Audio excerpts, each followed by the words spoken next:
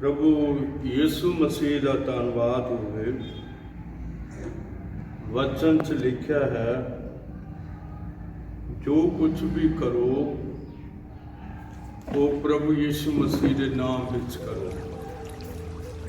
अजीजो, असीं तुहाडे लई बड़े शुक्रगुजार रहंदे हाँ और प्रार्थना भी करते हाँ कि प्रभु तुहानूं ढेर सारी बरकत ते आशीष दे। और कल साडा संदेश सी रैप्चर जाने के उठाए जाना, और कल असी उसनूं बाइबल के पुराने नेम विचों लिया सी और अज फिर असी उसके नवे नेम विचों लेंदे हाँ, जो सारा का सारा यीशु मसीह की खुशखबरी है। इहदे लई बड़े धन्नवादी हाँ कि खुदा तुहानूं बहुत वड्डी किरपा देवे। अजीजो, असी अज दे संदेश नूं शुरू करन वाले हाँ कि आओ असी लिखत नूं पढ़ीए। लिखत जिहड़ी है वो सानूं इस तरह कहती है। पहला थस्सलोनीकियां 4:14 आयत है, जिन्हों असी अज शुरू करने वाले हाँ। उठाए जाना जाने कि रैप्चर का दूसरा भाग।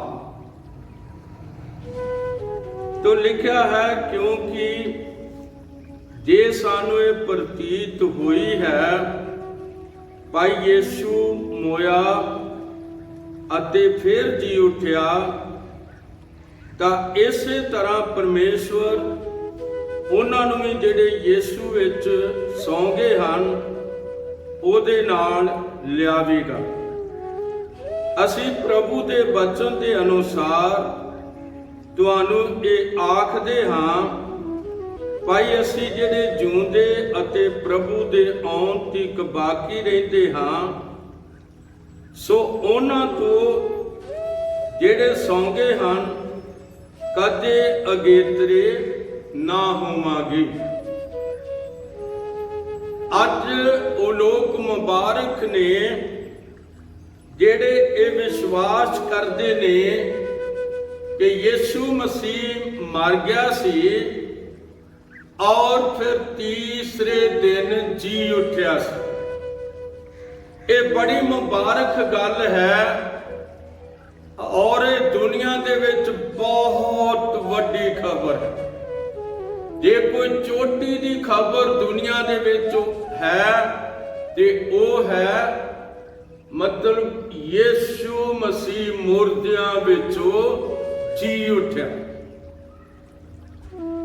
और पौलुस कहंदा, जे यीशु मसीह मुर्दियां विचों जे सानू प्रतीत होई आ कि यीशु मसीह मुर्दियां विचों जी उठिया, कि ओ कहंदा फिर नवे नेम ते पाइयां पैणां नूं कहंदा है कि यीशु मोया ते फिर जी उठिया। इसे तरह परमेश्वर उन्होंने भी जेड़े यीशु विच सौ गए हन और उन्हां दे नाल लियावेगा, जाने कि ये भी मुर्दियां विचों जी उठणगे। 14 और जो असीं 15 नूं पढ़दे हां ते 15वीं आयत विच लिखिया, जिन्ना चिर मुर्दे जी नहीं उठते। लिखिया सी, प्रभु दे वचन के अनुसार तुहानूं आखदे हां भई असीं जिहड़े जिउंदे अते प्रभु दे आउण तक बाकी रहिंदे हां, सो उन्हां तो जिहड़े सौ गए हन कदे अगेतरे ना होवांगे। प्रभु दी दूसरी आमद दे नाल ये उठाया जाना जुड़ता है। ਔਰ ਜਦੋਂ ਉਸ ਦੀ ਦੂਸਰੀ ਆਮਦ ਹੁੰਦੀ ਹੈ ਤੇ ਉਹ ਇਹ ਨਹੀਂ ਵੀ ਜਨਮ ਵਿੱਚ ਨਹੀਂ, ਉਹ ਜਿਹੜੀ ਦੇਹ ਵਾਲੀ ਆਮਦ ਸੀ ਉਹ ਹੋ ਚੁੱਕੀ ਹੋਈ ਆ, ਪਰ ਹੁਣ ਤੇ ਉਹ ਆਸਮਾਨ ਦੇ ਬੱਦਲਾਂ ਤੇ ਆਵੇਗਾ। ਔਰ ਜਿਹੜੇ ਮਸੀਹ ਵਿੱਚ ਹੋ ਕੇ ਮੋਏ ਹਨ, ਲਓ ਮੈਂ ਤੁਹਾਡੇ ਸਾਹਮਣੇ ਲਿਖਤ ਪੜ੍ਹਨੀ ਚਾਹੁੰਦਾ, ਜਿਹੜੇ ਮਸੀਹ ਵਿੱਚ ਹੋ ਕੇ ਮੋਏ ਹਨ। ਇੱਥੇ ਲਿਖਤ ਕਹਿੰਦੀ ਹੈ 16 ਪਹਿਲਾ ਥੈਸਲੋਨੀਕੀਆਂ 4:16, ਇਸ ਲਈ ਜੋ ਪ੍ਰਭੂ ਆਪ ਲਲਕਾਰ ਨਾਲ, ਮਹਾਦੂਤ ਦੀ ਆਵਾਜ਼ ਨਾਲ, ਪਰਮੇਸ਼ਵਰ ਦੀ ਤੁਰੀ ਨਾਲ ਸਵਰਗ ਤੋਂ ਉਤਰੇਗਾ ਅਤੇ ਜਿਹੜੇ ਮਸੀਹ ਵਿੱਚ ਹੋ ਕੇ ਮੋਏ ਹਨ ਉਹ ਪਹਿਲਾਂ ਜੀ ਉੱਠਣਗੇ।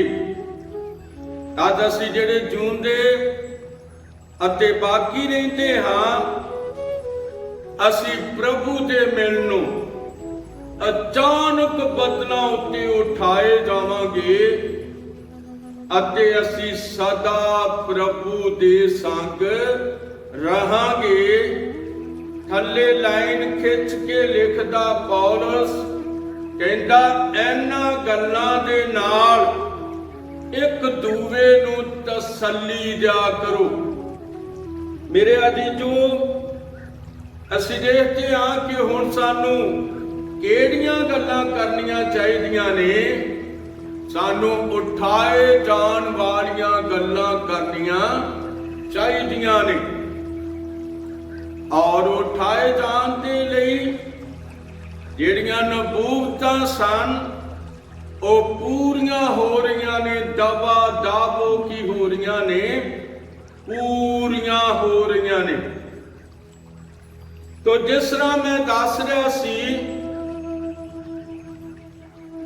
ਪੁਰਾਣੇ ਨੇਮ ਦੇ ਅੰਦਰ ਕਿ ਹਨੋਕ 7ਵੀਂ ਪੀੜ੍ਹੀ ਦਾ, ਆਦਮ ਤੋਂ 7ਵੀਂ ਪੀੜ੍ਹੀ ਦਾ ਸੀ ਜਿਹੜਾ ਉਠਾਇਆ ਗਿਆ। ਪਰ ਇਸ ਨਵੇਂ ਨੇਮ ਦੀ ਕਲੀਸਿਆ ਦੇ 7 ਨਾਂ ਨੇ, ਜਾਣੇ ਕਿ 7 ਕਲੀਸਿਆਵਾਂ, ਜਾਣੇ ਕਿ ਕਲੀਸਿਆ ਦੇ 7 ਭਾਗ ਨੇ ਇਹਨਾਂ 2000 ਸਾਲਾਂ ਦੇ ਅੰਦਰ। ਤੋਂ ਪਹਿਲਾ ਭਾਗ ਜਿਹੜਾ ਹੈ ਉਹਦੇ ਵਿੱਚ ਪੌਲਸ ਹੈ। ਦੂਸਰਾ ਭਾਗ ਜਿਹੜਾ ਹੈ ਉਹਦੇ ਵਿੱਚ ਅਸੀਂ ਦੇਖਦੇ ਹਾਂ ਕਿ ਦੂਸਰਾ ਅਰੇਨੀਅਸ ਆਉਂਦਾ ਹੈ। ਔਰ ਤੀਸਰੇ ਭਾਗ ਦੇ ਅੰਦਰ ਅਸੀਂ ਵੇਖਦੇ ਹਾਂ ਕਿ ਕੋਲੰਬਸ ਆਉਂਦਾ ਹੈ। ਔਰ ਪ੍ਰਭੂ ਤੁਹਾਨੂੰ ਬਹੁਤ ਵੱਡੀ ਬਰਕਤ ਦੇਵੇ। ਚੌਥੇ ਭਾਗ ਦੇ ਅੰਦਰ ਅਸੀਂ ਦੇਖਦੇ ਹਾਂ ਕਿ ਕਿਸ ਤਰ੍ਹਾਂ ਉਹ ਆਉਂਦਾ ਹੈ। ਔਰ ਮਾਰਟਿਨ ਆਉਂਦਾ ਹੈ, ਫਿਰ ਕੋਲੰਬਸ ਆਉਂਦਾ ਹੈ ਚੌਥੇ ਨਾਂ ਦੇ ਅੰਦਰ। ਪੰਜਵੇਂ ਨਾਂ ਦੇ ਅੰਦਰ ਮਾਰਟਿਨ ਲੂਥਰ ਆਉਂਦਾ ਹੈ। ਔਰ ਛੇਵੇਂ ਨਾਂ ਦੇ ਅੰਦਰ ਜੌਨ ਵੈਜ਼ਲੀ ਆਉਂਦਾ ਹੈ। ਔਰ 7ਵੀਂ ਕਲੀਸਿਆ ਦੇ ਲਾਉਦੀਕੀਆ ਦੀ ਕਲੀਸਿਆ ਦੇ ਅੰਦਰ ਬ੍ਰਦਰ ਬ੍ਰੈਨਮ ਆਉਂਦਾ ਹੈ। ਔਰ ਇਹ 7 ਸਿਤਾਰੇ ਨੇ, ਇਹਨਾਂ 7 ਕਲੀਸਿਆ ਦੇ ਇਹ 7 ਸਿਤਾਰੇ ਨੇ। ਔਰ ਇਹ 7 ਹੀ ਦੂਤ ਵੀ ਹਨ। ਪ੍ਰਭੂ ਤੁਹਾਨੂੰ ਬਹੁਤ ਵੱਡੀ ਬਰਕਤ ਦੇਵੇ।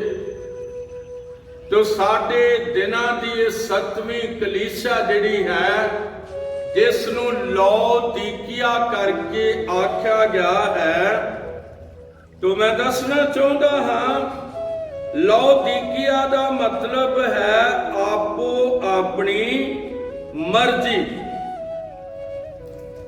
ते लाउदीकिया की कलीसिया जिहड़ी है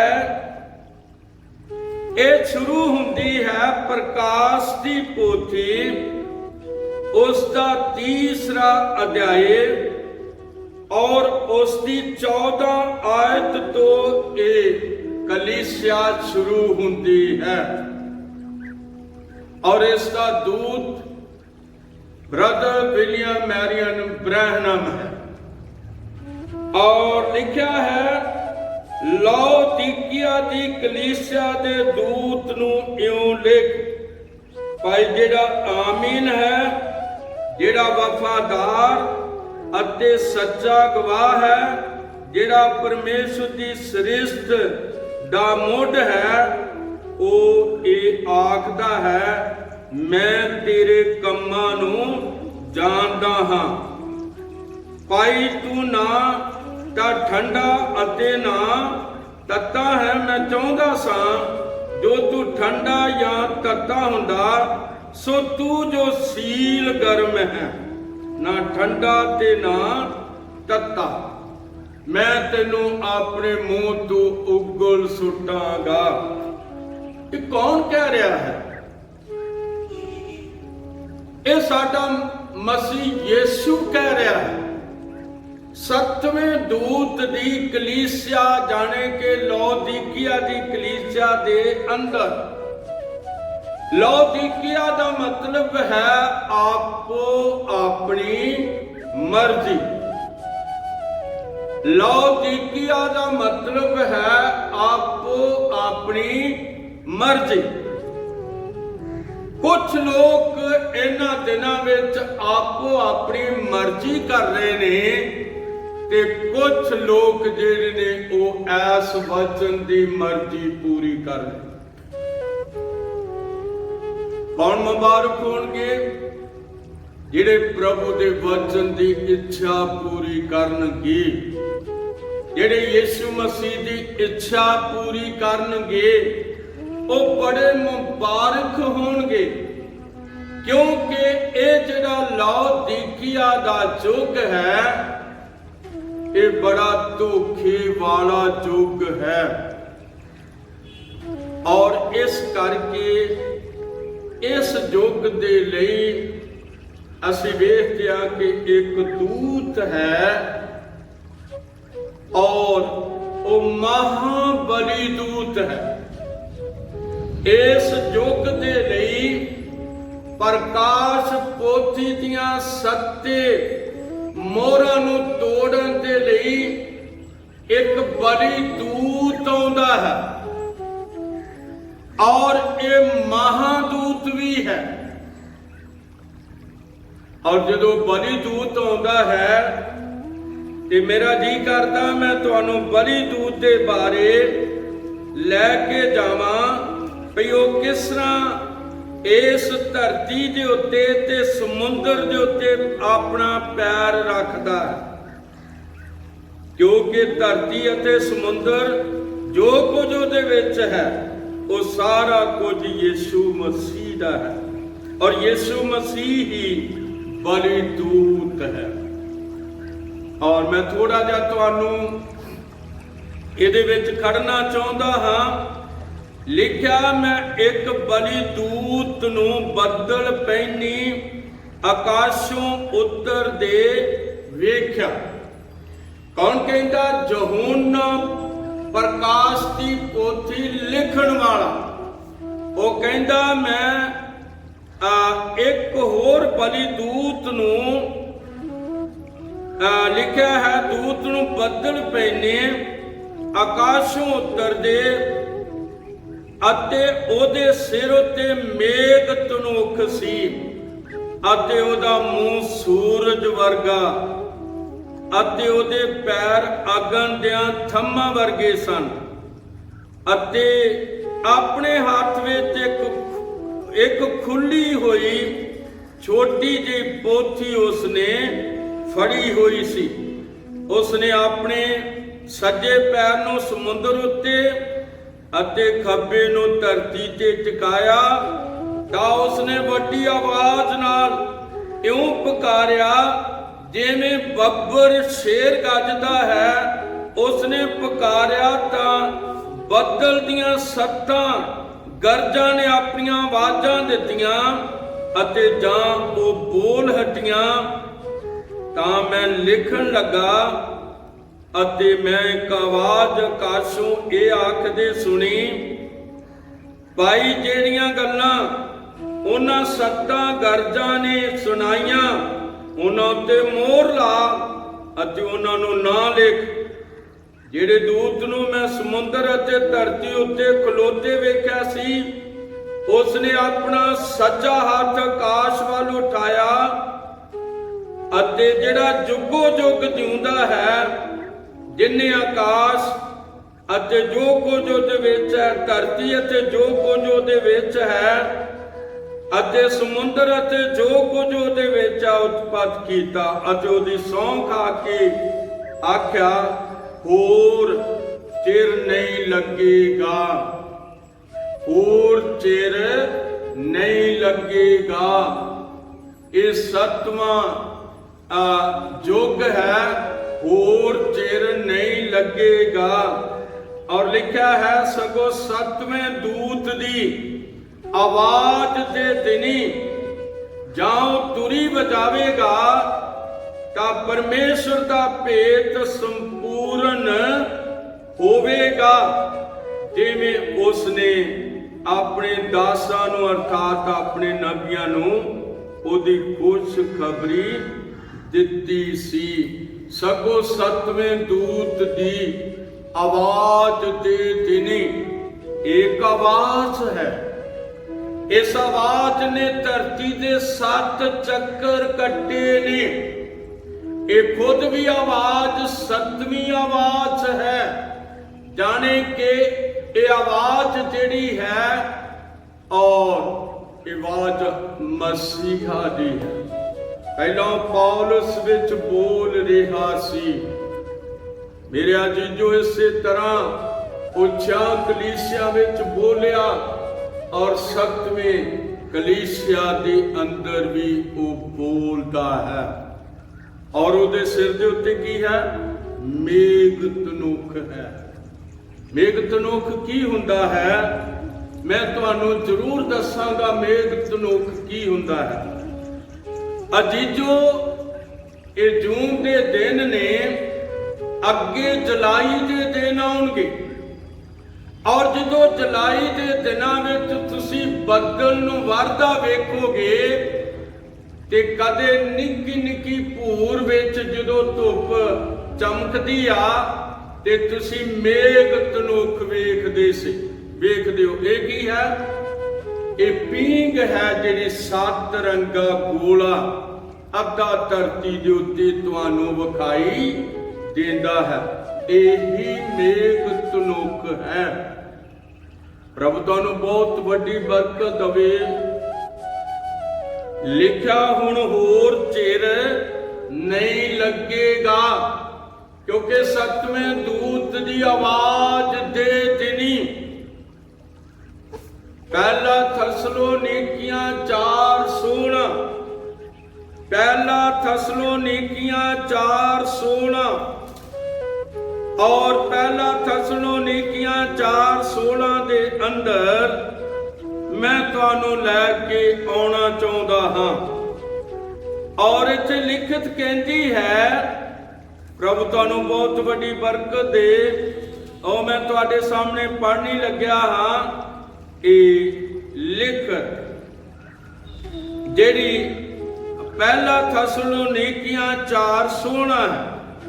ਔਰ ਇੱਥੇ ਲਿਖਿਆ ਹੈ, ਇਸ ਲਈ ਜੋ ਪ੍ਰਭੂ ਆਪ ਲਲਕਾਰੇ ਨਾਲ, ਮਹਾਦੂਤ ਦੀ ਆਵਾਜ਼ ਨਾਲ ਅਤੇ ਪਰਮੇਸ਼ਰ ਦੀ ਤੁਰੀ ਨਾਲ ਸਵਰਗ ਤੋਂ ਉਤਰੇਗਾ, ਅਤੇ ਜਿਹੜੇ ਮਸੀਹ ਵਿੱਚ ਹੋ ਕੇ ਮੋਏ ਹਨ ਉਹ ਪਹਿਲਾਂ ਜੀ ਉੱਠਣਗੇ। ਤਦ ਜਿਹੜੇ ਜਿਉਂਦੇ, ਤਦ ਅਸੀਂ ਜਿਹੜੇ ਜਿਉਂਦੇ ਅਤੇ ਬਾਕੀ ਰਹਿੰਦੇ ਹਾਂ, ਉਹਨਾਂ ਦੇ ਨਾਲ ਹੀ ਹਵਾ ਵਿੱਚ ਪ੍ਰਭੂ ਨੂੰ ਮਿਲਣ ਨੂੰ ਬੱਦਲਾਂ ਉੱਤੇ ਅਚਾਨਕ ਉਠਾਏ ਜਾਵਾਂਗੇ, ਅਤੇ ਅਸੀਂ ਸਦਾ ਪ੍ਰਭੂ ਦੇ ਸੰਗ ਰਹਾਂਗੇ। ਸੋ ਤੁਸੀਂ ਇਹਨਾਂ ਗੱਲਾਂ ਨਾਲ ਇੱਕ ਦੂਵੇ ਨੂੰ ਤਸੱਲੀ ਜਾ ਕਰੋ। ਪ੍ਰਭੂ ਬਹੁਤ ਵੱਡੀ ਬਰਕਤ ਦੇਵੇ। ਉਠਾਇਆ ਜਾਣਾ ਬੜੀ ਜਲਦੀ ਹੋਣ ਵਾਲਾ ਹੈ, ਔਰ ਜਿਹੜੀਆਂ ਬਾਬਾ ਨੇ ਧਰਤੀ ਨੂੰ ਬਰਬਾਦ ਕਰਨਾ ਹੈ ਉਹਨਾਂ ਦੀ ਸ਼ੁਰੂਆਤ ਹੋ ਚੁੱਕੀ ਹੈ। ਔਰ ਕਿਤੇ ਕਿਤੇ ਲੋਕ ਇਹ ਗੱਲ ਕਹਿ ਰਹੇ ਨੇ ਭਈ ਇਹ ਕਰੋਨਾ ਵਾਇਰਸ ਦਾ ਦੂਸਰਾ ਹਿੱਸਾ ਵੀ ਧਰਤੀ ਦੇ ਉੱਤੇ ਆਉਣ ਵਾਲਾ ਹੈ। ਇਹ ਕਿਉਂ ਹੈ? ਇਹ ਕਿਉਂ ਹੈ? ਇੱਕ ਪਾਸਾ ਕਿਰਪਾ ਵਾਲਾ ਹੈ, ਦੂਸਰਾ ਨਿਆਂ ਵਾਲਾ। ਔਰ ਜੇ ਅਸੀਂ ਅੱਜ ਕਿਰਪਾ ਨੂੰ ਨਾ ਸਮਝੇ ਤੇ ਨਿਆਂ ਬੂਹੇ ਦੇ ਉੱਤੇ ਖਲੋ ਗਿਆ ਹੈ ਆ ਕੇ। ਹਾਲੇਲੂਇਆ।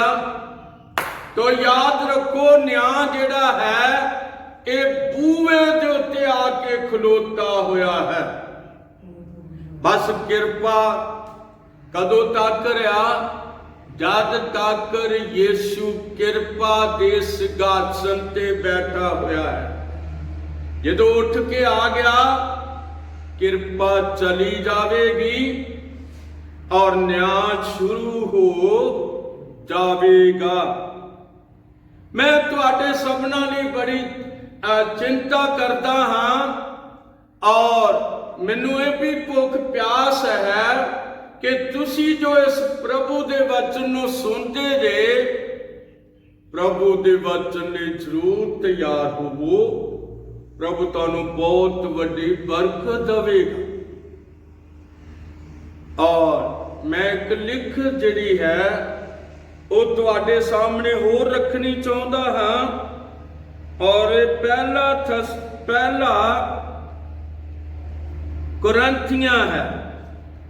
ਇਹ ਪਹਿਲਾ ਕੁਰਿੰਥੀਆਂ ਹੈ ਔਰ 5 ਦੀ ਮਾਫ ਕਰਨਾ ਪਹਿਲਾ ਕੁਰਿੰਥੀਆਂ ਅਸੀਂ ਪ੍ਰਭੂ ਦੇ ਵਚਨ ਚੋਂ ਪੜ੍ਹ ਰਹੇ ਹਾਂ। ਪਹਿਲਾ ਕੁਰਿੰਥੀਆਂ 15:50 ਹੈ। ਪਹਿਲਾ ਕੁਰਿੰਥੀਆਂ 15:50 ਹੈ।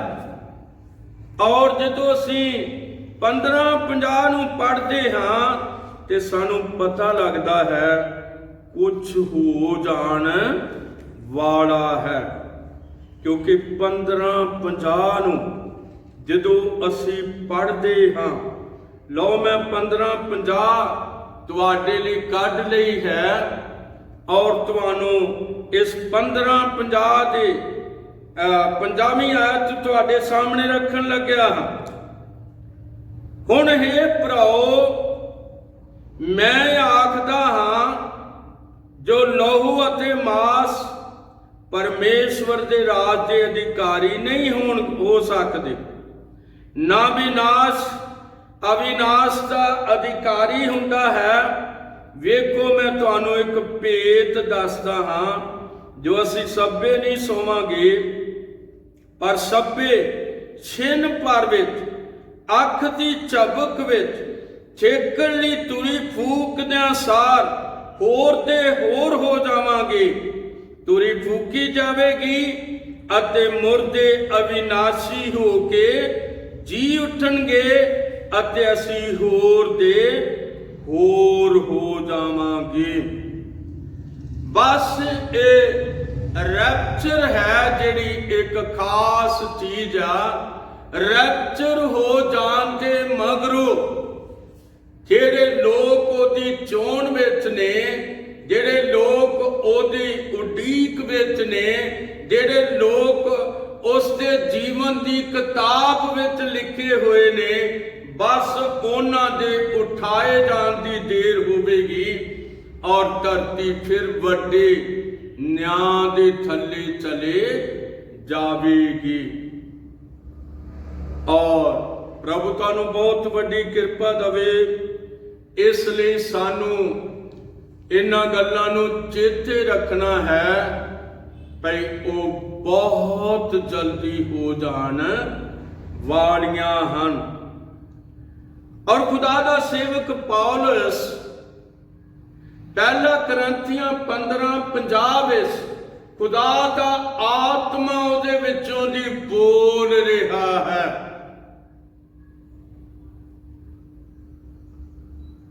और फिर दसना चाहता कि प्रकाश की पोथी उसका 10वां अध्याय यीशु मसीह बोल रहा है ते यूहन्ना प्रकाश की पोथी लिखण वाला उन्होंने लिख रहा है। कितना समा नेड़े आ गया है और सानू सारिਆਂ ਨੂੰ इस समय की उड़ीक सी, अज भी उड़ीक है।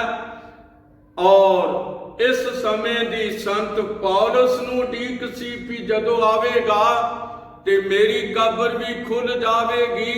पातरस नूं उड़ीक है, इंद्रियास फिलिप्पुस नूं उड़ीक है। और मैं दसना चाहता थोमा और सारे चेलियां नूं उड़ीक है। और जिन्हां ने वचन की खुशखबरी सुनी है उन्होंने भी बड़ी वड्डी उड़ीक आ कि यीशु मसीह आउण वाला है और वो आसमान के बदलों उत्ते आवेगा ते असीं उहदे नाल अचानक उठाए जावांगे। सो प्रभु तुहानूं बहुत वड्डी बरकत दवे। उठाया जाना ते होण ही वाला है। किहड़े नेम दा? पुराने नेम दा हो गया है। पुराने नेम की चिंता ना करो, असीं नवे नेम के अंदर हां। असीं अंजील की खुशखबरी के अंदर हां।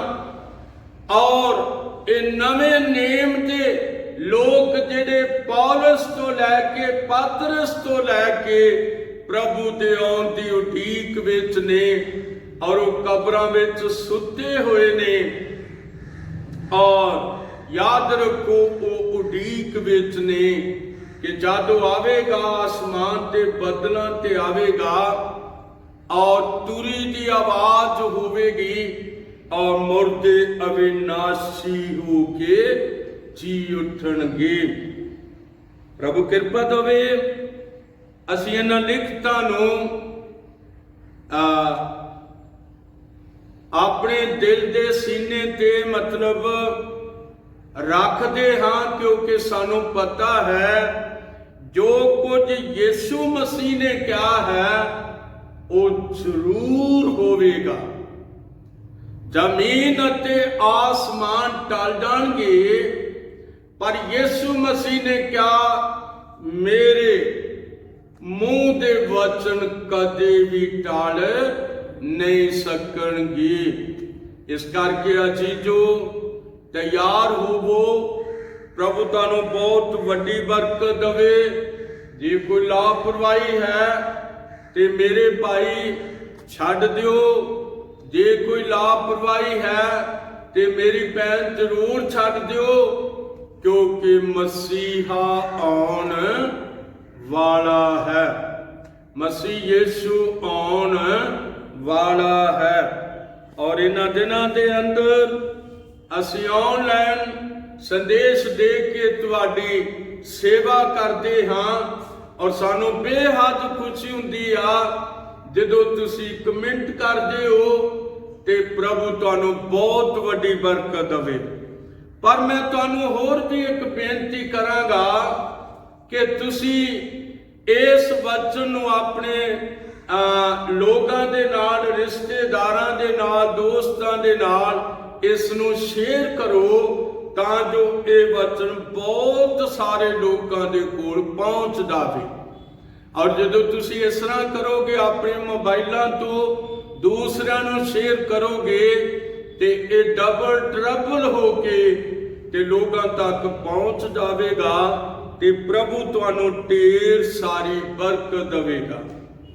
आओ फिर असीं अपनी अखां नूं बंद करिए ते दुआया हालत विच होइए ते प्रभु तुहानू बरकत देवे। प्यारे खुदावन यीशु मसीह तेरा बहुत बहुत धन्नवाद होवे प्रभु जी। तू जल्दी आउण वाला साडा प्रभु है। तू आसमान के बदलों ते आउण वाला है प्रभु जी। ਔਰ ਪਿਆਰੇ ਖੁਦਾਵੰ, ਜਿਨਨੇ ਤੈਨੂੰ ਉਡੀਕਦੇ ਨੇ ਉਹ ਕਦੇ ਸ਼ਰਮਿੰਦੇ ਨਹੀਂ ਹੋਣਗੇ, ਕਿਉਂਕਿ ਤੇਰਾ ਬੰਦਾ ਪੌਲਸ ਕਹਿੰਦਾ, ਮੇਰੀ ਆਸ ਹੈ ਤੇਰੇ ਉੱਤੇ ਐ ਯਹੋਵਾ ਪਾਕ ਖੁਦਾ, ਕਦੇ ਨਾ ਹੋਵਨ ਦੇਸ ਮਸੀਹਾ। ਢੇਰ ਸਾਰੀ ਬਰਕਤ ਦੇ, ਵਿਸ਼ਵਾਸ ਨੂੰ ਤਾਜ਼ਾ ਕਰਦੀ ਪ੍ਰਭੂ, ਆਪਣੇ ਬੱਚਿਆਂ ਦੇ ਵਿਸ਼ਵਾਸ ਨੂੰ ਮਜ਼ਬੂਤ ਕਰਦੇ ਪ੍ਰਭੂ। ਦੁਨੀਆ ਦਾ ਕੁਝ ਵੀ ਸਾਡੇ ਨਾਲ ਨਹੀਂ ਜਾਏਗਾ, ਪਰ ਪ੍ਰਭੂ ਇਹ ਵਚਨ ਸਾਡੇ ਨਾਲ ਚਲਾ ਜਾਏਗਾ, ਕਿਉਂਕਿ ਤੇਰੇ ਬੰਦੇ ਨੇ ਕਿਹਾ ਹੈ ਜ਼ਬੂਰ 119 ਦੀ 72 ਆਇਤ ਦੇ ਅੰਦਰ, ਤੇਰੀ ਬਵਿਸਤਾ ਮੇਰੇ ਲਈ ਸੋਨੇ ਅਤੇ ਚਾਂਦੀ ਦੇ ਹਜ਼ਾਰਾਂ ਸਿੱਕਿਆਂ ਨਾਲੋਂ ਚੰਗੀ ਹੈ। ਪ੍ਰਭੂ ਤੂੰ ਢੇਰ ਸਾਰੀ ਬਰਕਤ ਦੇ, ਤੇਰਾ ਸ਼ੁਕਰ ਹੋਵੇ, ਧੰਨਵਾਦ ਹੋਵੇ। ਦੁਆ ਯਿਸੂ ਮਸੀਹ ਦੇ ਨਾਮ ਵਿੱਚ ਮੰਗਦੇ ਹਾਂ, ਆਮੀਨ, ਆਮੀਨ।